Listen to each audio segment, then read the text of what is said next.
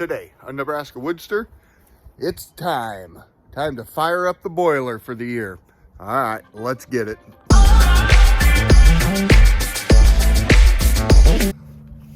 All right, welcome back, WoodSTRs. My name is Mike, and it is time. We're going to get this baby fired up for the first time this year, unless I forget it and let it go out, and we'll have to restart it again. But pump goes on for the first time. About 3 weeks ago, I did have to start a little fire in there. We were going to get down to 17 degrees and make sure I got that water warmed up so I didn't freeze any pipes up. So I'm going to just kind of show you the process of getting this thing going. So about 60 degrees out, but next couple of nights we're going to get down to 7 and 8 degrees. So it is time to fire her up for the year.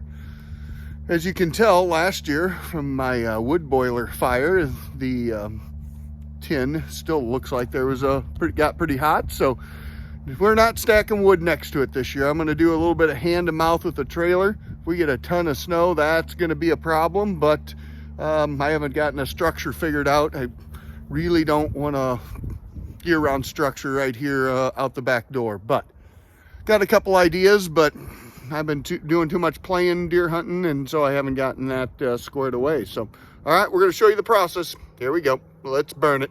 All right, well, I have Mom in the basement. Go ahead and shut it off, Jay.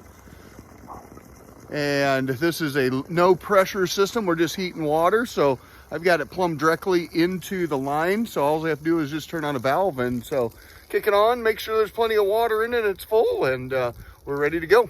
Here,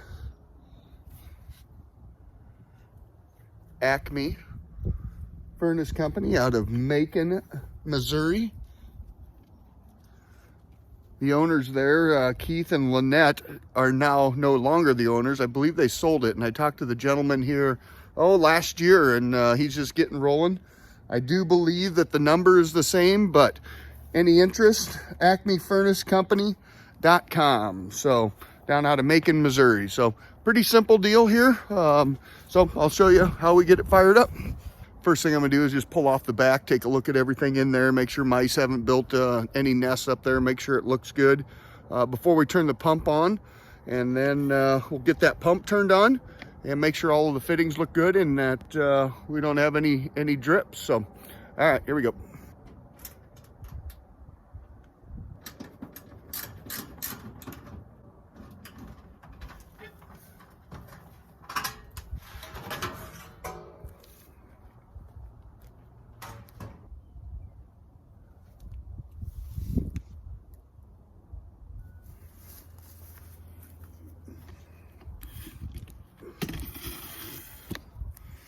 Not like one of those fancy ones where you have doors everywhere and thermostats and digital readouts. This is a little bit, well, I don't know, cheaper model, just different model. So we got two pumps, one running to the house, one running to the shop. Don't give me too much hell on my plumbing because I did all the plumbing myself. So anyway, we've got our hot water lines going out, cold's coming back in.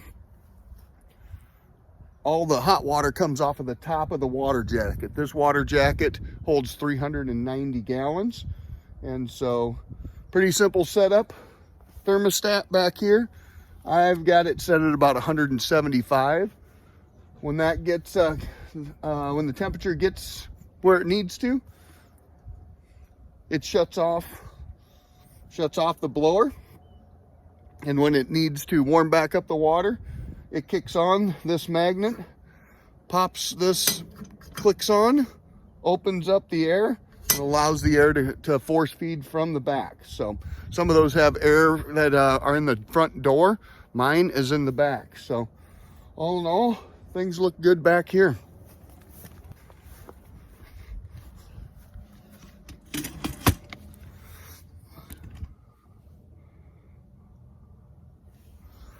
Like I said, not that clean because I had to fire it up and warm up that water jacket. So, all right, we're gonna call Mama. I want to have her in the basement, just make sure that we don't have water spraying everywhere for some odd reason when I kick on the pumps. So, all right, I'll show you where that's at. All right, we got all of our pipes exposed, and we're gonna do a little bit of quick travel. Mama's in the basement checking that out. We're gonna kick on the pump. I'll check these fittings here. Here. And then I need to climb up there and make sure that the air exchangers, watered air exchangers are working as well. So, all right, let's hope it's not spraying everywhere. Okay, Mama, I'm gonna turn it on. Check all of the pipe fittings all the way back to the behind the furnace. I'm gonna crawl up here on top here quick.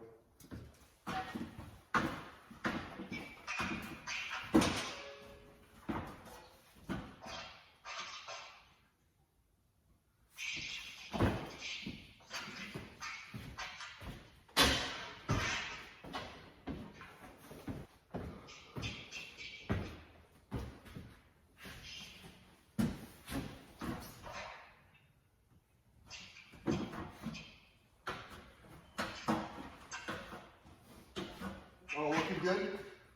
Yeah. Good. Okay. Thank you. One little drip, but nothing that, once it warms up, that drip either goes away or when it's just pushing a little bit of the air out, then we're good. So, all right, let's check these pipe fittings in here.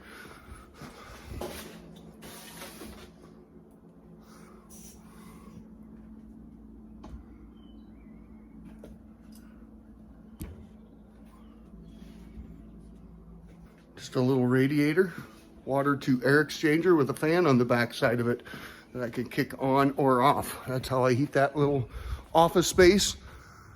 I heat this 40 by 80 shop with that guy right there.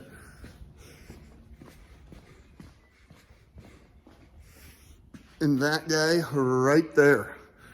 To be right honest, I only have that one running with a fan on it on low, and it'll keep it 55 degrees in here. If I want to heat it up a little bit more, I can put a fan on the back side of that one. When you have all of those two running and the furnace and the house running, you got your work cut out. You just pretty much have to stand there and throw wood in that thing. So, all right, let's go check out the back side here. All right, both pumps are running. The temperature thermostat is calling for the water to be heated up. So we're pulling air into the firebox to keep it stoked. Once we get up there, just like I said, this magnet releases and shuts that and shuts off the fan. So, all right, so far so good. All right, as you can see, there are two thermostats. One on the bottom, that one runs the heat coils on the furnace, and the one thermostat on the top, all that does is run the fan on the furnace. So if it doesn't keep up, then that one will kick in and supplement it, but haven't had that problem yet. So I'll show you the basement. All right, this is my handy dandy plumbing work. So this is the hot water that comes in, and this is the cold water in the return. You can just see here, I just took wood boiler fill valve. I just tied that right into there. So as we steam out a little bit out of there, or it loses a little bit of water, all we got to do is just turn that on and fill that up. So, all right. All right, this is my backside of my furnace. So all we did is just put one of those exchangers right above the fan, and it'll run that, that top thermostat will run that, run the fan, and it'll pull all of the heat off of this exchanger, and that's what heats the house. So we just cut right into there, dropped it in there, taped it up, and looks good.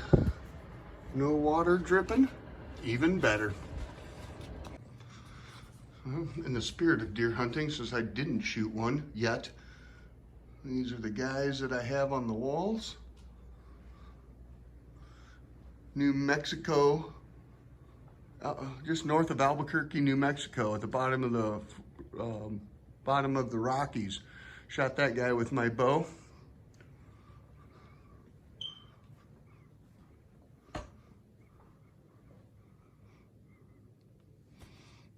All right, only thing left, start a fire. All right, here we go. All right, pretty simple process here.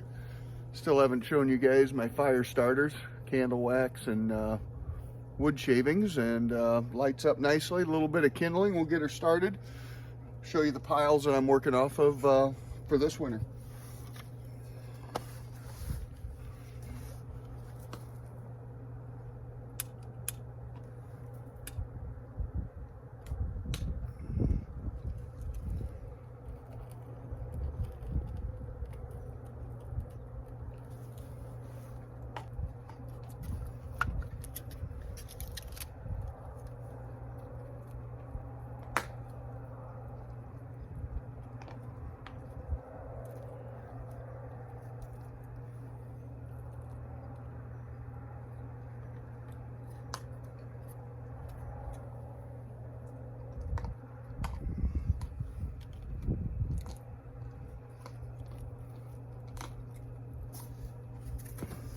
build a little teepee and let her rip.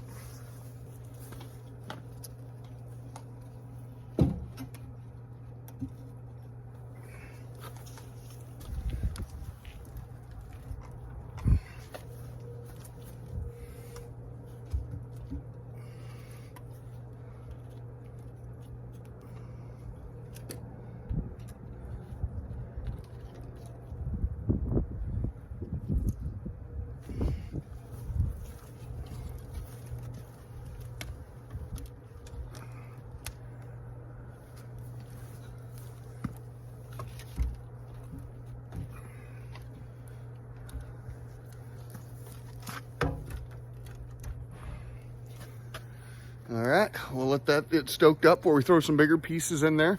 Water's probably somewhere around 55 degrees right now since I don't have any of those fancy digital ones, but at the end of the day, we'll get her cranked up to 175 and make sure we check for leaks for the next, as the water warms up, just make sure all my fittings and stuff are holding together. But trying to think here, I think this is my 7th or 8th burning season on this, so yeah. Just leave that door open for right now. Let it keep get a good stoke going. We'll continue to feed this monster probably for the next probably 6 months. I usually don't start it till after deer season, and well, I'm not going to be able to wait till completely after deer season. So I'm going to have some. The missus and my youngest child are not huge fans of loading that thing. That's why I don't have hair, because it kind of gets in there. So they'll be running around with stocking caps and stuff trying to get that thing loaded, not smell like smoke and have to re-shower. So, all right, this is the pile that I'm working off of. Split, stacked 3 years ago. And when that's done, then we will be moving our way back to the wood yard to mount WoodSTR. All of those are big boiler pieces, so should be good for a couple of years on that. On my way back from deer hunting, I had to stop and look at a couple of my stands, and they got raided pretty good here while I was gone. So besides all the honeydew stuff Mama's got for me when you're gone for 6 days, there's still work to be done in the wood yard. So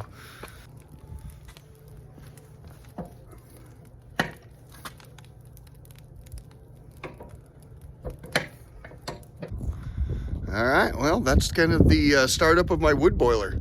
Pretty simple, as long as nothing leaking.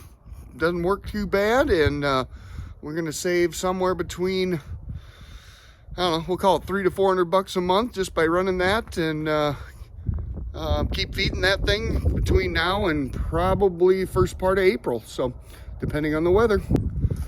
All right, thanks for joining me, guys, today. You know the program. Like, subscribe, share. Thanks for all of your support, and we'll see you on the flip side.